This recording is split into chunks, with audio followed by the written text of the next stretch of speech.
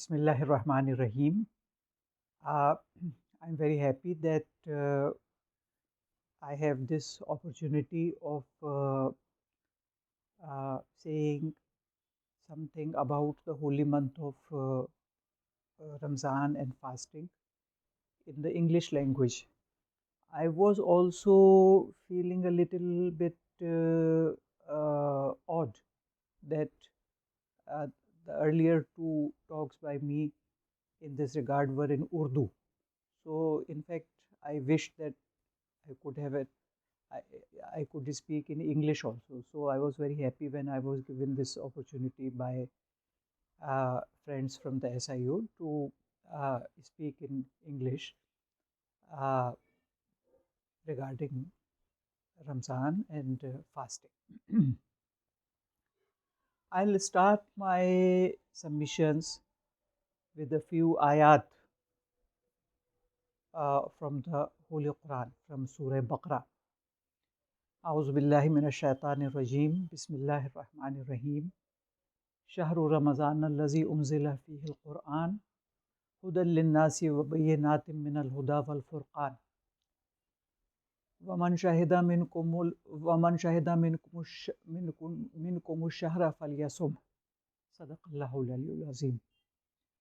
So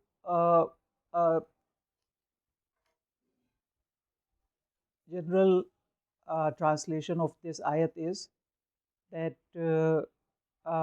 fasting or Som has been enjoined in the month of Ramzan, Shahru Ramadan, which is a spiritually very exalted duration of time, and which is signified by the fact that the final revelation of Allah subhanahu wa ta'ala, that is the Quran, was revealed in this month. Shahru Ramadan, the month of Ramzan, Unzila fihi al-Quran, in which the Quran descended. And Hudal Linnas, this is a guidance for mankind, for all mankind. Hudal Linnas wa bayyinatim min al-Huda. And it also includes sound proofs for the guidance as well as for distinguishing between truth and falsehood. So in that sense it is Furqan, or discrimination. It distinguishes between the truth and falsehood. So this ayat makes it clear that the perennial form of worship which has been enjoined in all religious communities was ordained in the case of the final revelation in Islam. It was ordained in the month of Ramzan because it is very spiritually exalted duration of time, which is signified by the fact that the Holy Quran was revealed during Ramzan, and the Holy Quran is guidance for entire mankind, and it has got proofs also for the practical guidance as well as for distinguishing objective truth from falsehood, distinguishing reality from illusion. So whoever finds this month, he or she should fast during this month. This is a general translation of the verses or the verse which I recited in the beginning. Now, this is obvious to everyone that human beings should follow truth and goodness. But in the intellectual domain as well as in practical civilization, we have so many options that it is very difficult for someone to decide which options are uh, good, which options are evil, which options are truth, and which options are falsehood. So it is always necessary that the general effort for following truth and goodness should be uh, complemented by certain laws which cover the basic truth and goodness. It should be supported by very specific forms, specific behaviors, and specific propositions about the reality, which cover on the whole the entirety of the good and the uh, good and the truth. So this is called Sharia in Islam, and in every religion there is Sharia is there in one form or another. Unfortunately, in Christianity, later on, as far as Jesus Christ is concerned, he ordained the law or the Sharia, which was in the Torah. And in addition to that, he gave certain uh, intellectual and moral principles and commanded his followers to follow the requirements of those principles and also to follow the law which was revealed in the Torah. But unfortunately, right in the beginning, uh, the theologians and the religious leaders of the Christian community, for certain reasons, they rejected the law, they rejected the Sharia, which was in the Torah.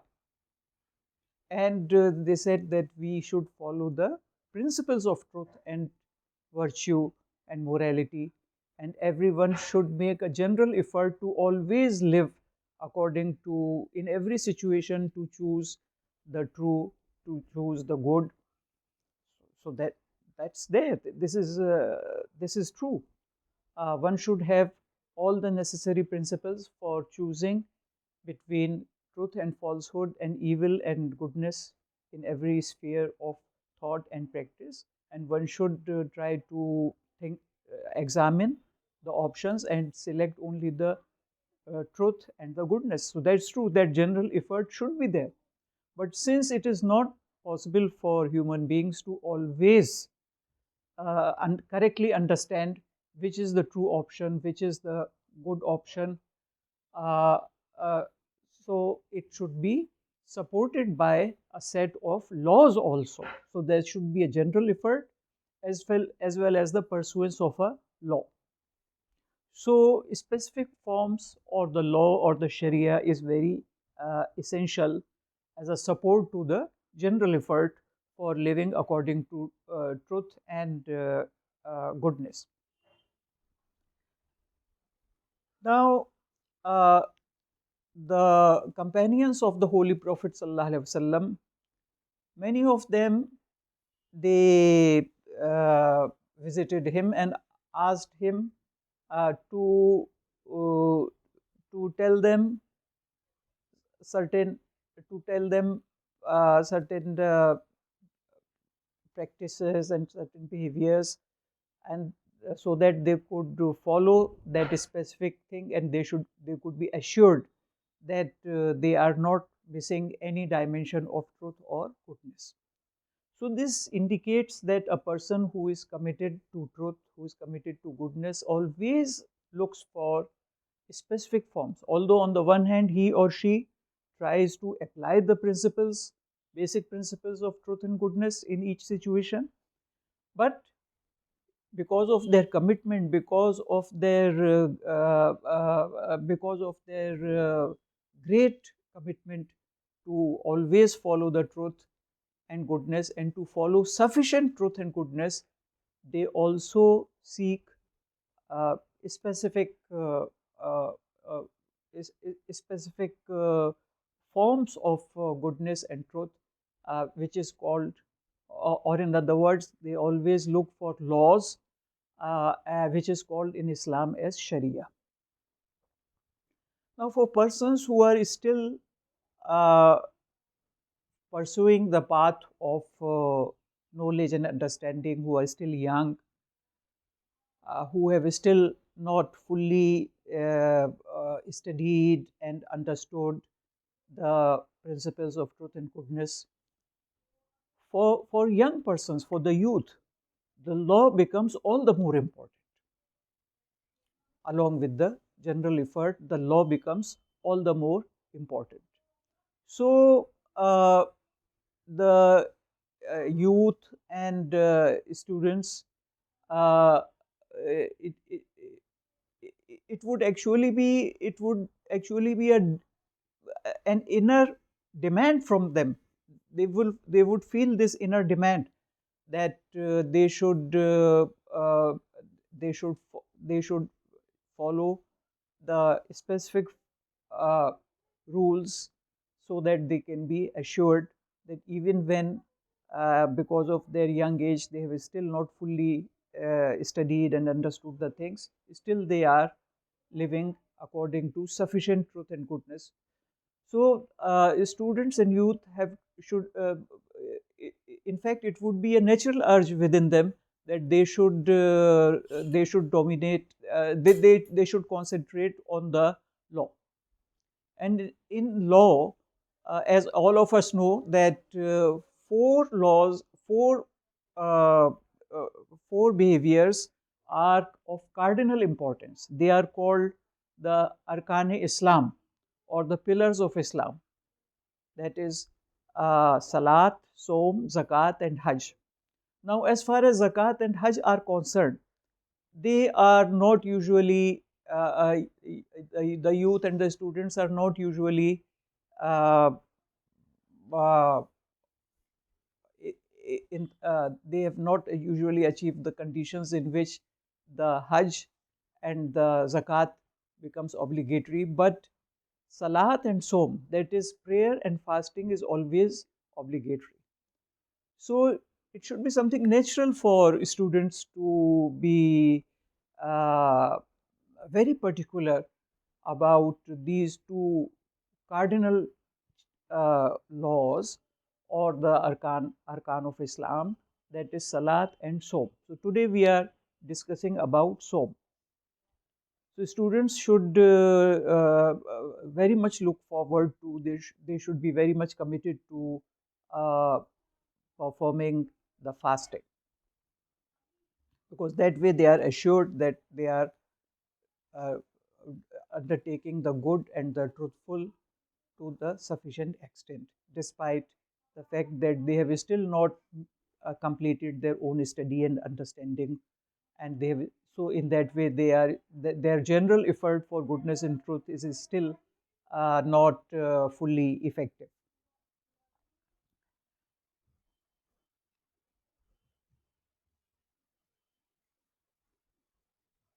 Now, fasting is something which is enjoined in every religion, and this is a truth which has been mentioned in the Holy Quran. In the Holy Quran, it is said, "Kutiba alaykum siyam." Fasting is made obligatory on you. Kama kutiba alal lazina min qablikum. Just as it was made obligatory for all religious communities before you. So fasting is a perennial and very exalted and very essential uh, form of seeking the truth and goodness, and of seeking God and His pleasure, and of getting salvation in the next life. So it is a very great, very important means of goodness, truth, God's pleasure, and salvation. Uh, However, Islam being the final revelation, fasting assumed a matchless perfection, which is very unique. So, first of all, Islam linked up fasting with Ramzan, which was there in earlier religions also, because in the hadith of the Prophet sallallahu alaihi wasallam, it has been mentioned that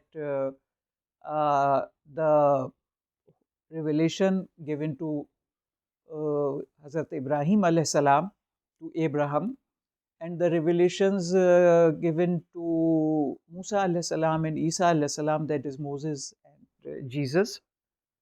These revelations were also made in the month of Ramzan. So this month this month of Ramzan is of a very exalted spiritual nature, in which in which the ghaib, or the higher world, and divine proximity, it becomes very accessible. It becomes very accessible for the denizens of this world. So first of all, Islam enjoined fasting during this month of Ramzan, where uh, whose spiritual nature is very exalted, and it allows much greater accessibility to very great accessibility to God and to the hidden world, and to the spirit. Then secondly, fasting was given certain other supports, such as the extra prayer called Taraweeh in the night, and the recommendation of reciting the Quran to a much greater extent, preferably to complete the entire Quran, recite the entire Quran during this holy month, and to listen also to the entire Quran during Taraweeh, because although Taraweeh can be conducted without reciting the entire Quran, but usually it is the practice that the entire Quran is recited during the Taraweeh. Then yet another thing is the care for other human beings, both the poor and the well off, our close ones, our relatives, our friends, as well as the poor. Uh, Care for them, concern for them, which should be specially expressed by, which should be especially exhibited by uh, uh, arranging for the breaking of fast for our close ones, as well as for the poor people. And the payment of the zakat is also usually made in this holy month. Although zakat can be made at any time, but since the recompense of good deeds is very much increased during the Ramzan, so it is natural that nearly all Muslims, they pay the zakat in this holy month. So in this way, Islam, the final revelation, on the one hand, it linked up fasting with the holy month with of Ramzan, uh, which is of exceptional spiritual efficacy, and then it joined it with the special prayers, with the recitation of the Quran, hearing of the Quran, caring for the poor, and expressing love for our near and dear ones, especially by arranging for the breaking of the fast. Uh, uh, and the fact that the entire Muslim community, uh, they millions of people, they fast at the same time. This also becomes a great support for fasting. So in this way, in the final revelation, this perennial principle of fasting or teaching of fasting was given a very perfect and exalted form by creating such supports for it. Another hallmark of the perfection of fasting in Islam is that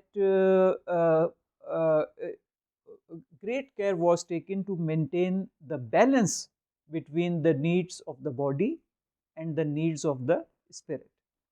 Uh, Thus, the Holy Prophet sallallahu alaihi wasallam, he enjoined that people should take the pre-dawn repast, so that they may not feel very weak during the fasting.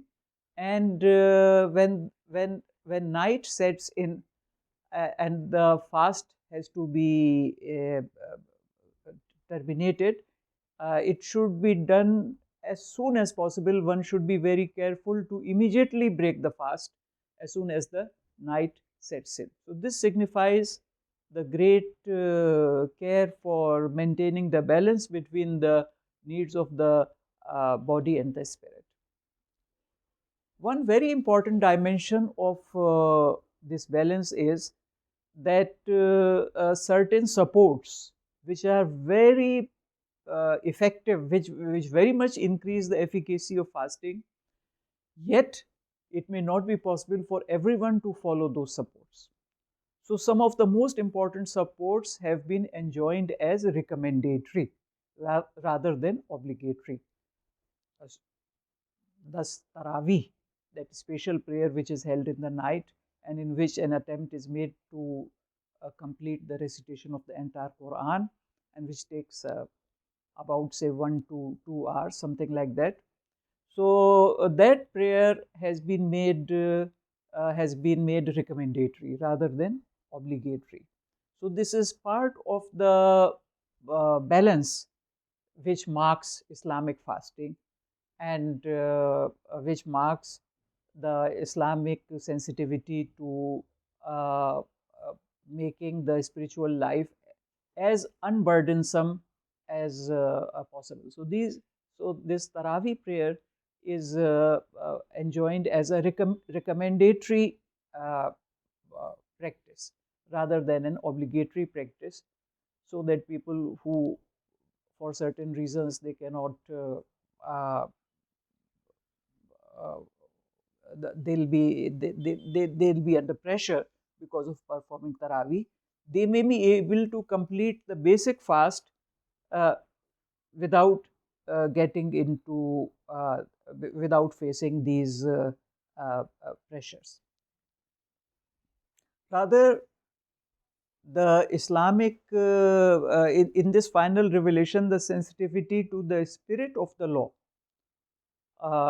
is exemplified very dramatically by the fact that during the holy war, during jihad, uh, one is not only allowed to give up fasting, but one is in fact enjoined to give up fasting. There were two great holy wars took place in the life of the Holy Prophet ﷺ, the Battle of Badr and the conquest of Makkah.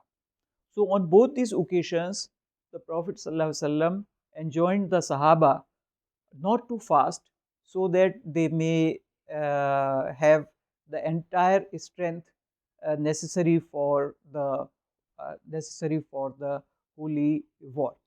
However, this incident can be used just for recognizing that Islam considers this uh, considers uh, the spirit of the law to be paramount, and takes care of maintaining the balance and keeping things unburdensome. So it can be these examples, they can be used to understand Islam's commitment to this principle of balance and being unburdensome while achieving the greatest spiritual and divine aims. Uh, it cannot be people are not free to apply this principle and not to fast when they are facing some taxing conditions such as examinations, because we are mainly right now we are talking to students. So these illustrations, they do not pave the way for giving up fasting uh, when facing some other types of uh, uh, uh, worldly demands like examinations, etc. But here I would like to mention that fasting, which is the core of the Som, fasting, not taking food and water from dawn up to dusk, this is the core of fasting. It completes the fasting. As far as Tarawih is concerned, that is prescribed as a recommendatory practice. So one can have a dynamic approach towards Tarawih if one has time. One should be very zealous in performing the Tarawih, and if there is uh, some some some exceptional demands are there, such as examinations, etc., one can give up the Tarawih, but the fast would be is still completed and be performed if one keeps away from eating and drinking during the day. Now, as far as the uh, uh, uh, pressure which is created by not having food, by not having water, that's concerned. So, in very extreme circumstances such as the battle, as I have just mentioned, even this fasting should be given up. And later on, the fasting, one should fast the same number of days in lieu of the days in which the fasting was given up because of battle.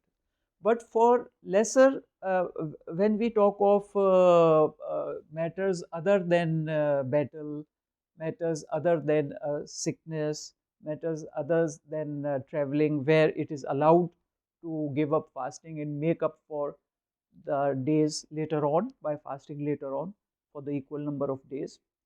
In addition to that, in other uh, uh, demanding circumstances such as examinations, etc., with regard to it, I have something very interesting to offer.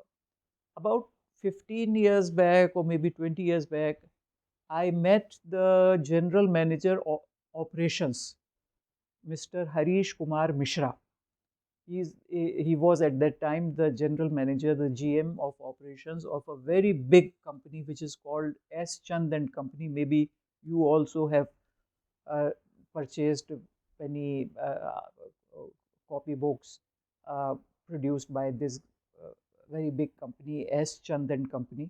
So I met him, and we met by chance, and we talked on many matters. So the conversation veered to religion and to Islam.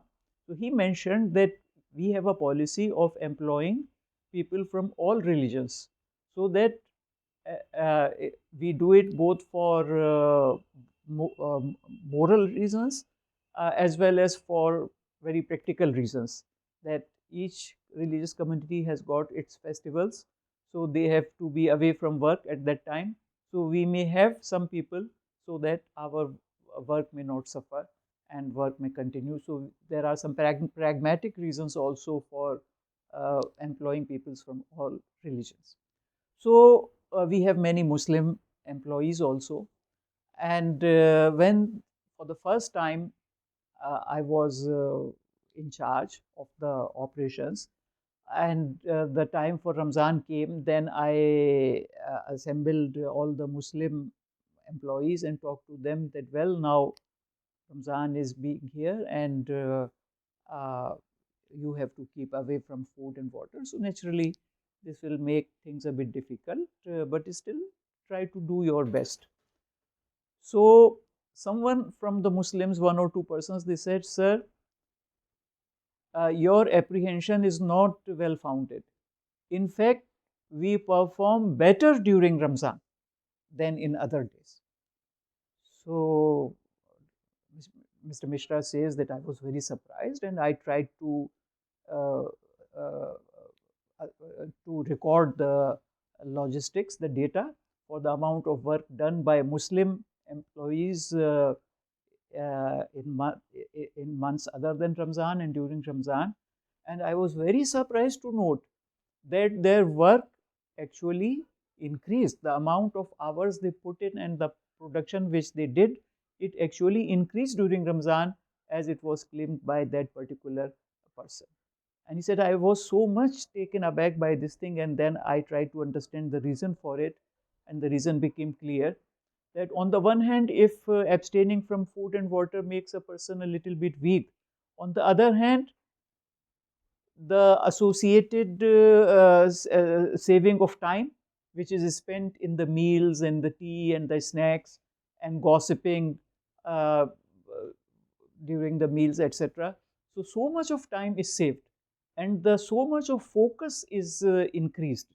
So that increase in focus more than makes up for the uh, uh, physical weakness created by abstaining by abstaining from food and water. So these possible explanations became clear to me, and I presented a paper uh, uh, describing this phenomenon at Harvard University, in one of the conferences in Harvard University, in which I related production to cultural practices, and I got a standing ovation when I presented this paper in Harvard University. This is a very interesting incident, and I think that this was providential, that I should come to know about it, and then it can be used for proper purposes. So the fact is that if on the one hand abstaining, the core of Som is abstaining from food and water. As far as Taraweeh and Tilawat of the Quran is concerned, that is recommendatory.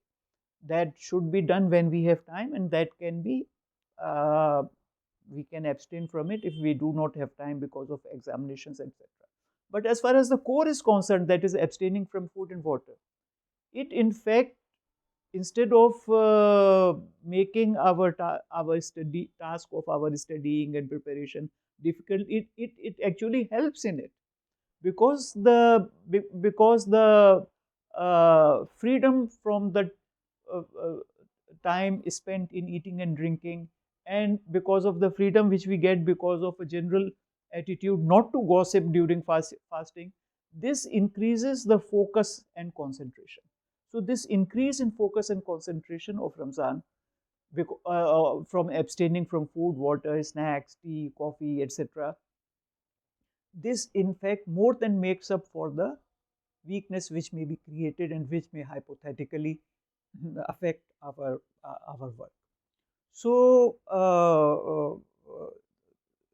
it should be appreciated that the core of fasting, which is abstaining from food and water, will not hinder, inshallah, it will not hinder our preparation and our exams. And as far as the Taraweeh and Tilawat is concerned, that is dynamic, and if we have the time, we should be very particular about it. But if we have certain examinations during Ramzan Mubarak, then it is not necessary that we should. Uh, uh, then in that case, uh, we can give up the Taraweeh, and the fasting will not be affected, because fasting is basically it depends upon uh, it basically depends upon abstaining from food and water. So in this light of this discussion, it becomes very clear that the youth and the students, it should be a natural urge within them to be very, very particular and perform very meticulously, very meticulously. They should be performing both the salat, that is namaz and prayer, as well as som, that is fasting. Uh, uh, it is especially important for them because still they have not completed their study and understanding for the general effort. And even if we have a complete understanding of the general effort for truth and goodness, we are in need of, even the most learned persons are in need of the law. The youth and the students are more in need of the law, and this cardinal principle of salat, som, or fasting, it should be a natural urge among students and youth to do it, and it is not going to create any serious problem in their obligations of studying and preparing for the examinations. Wa akhiru dawana alhamdulillahi rabbil alamin.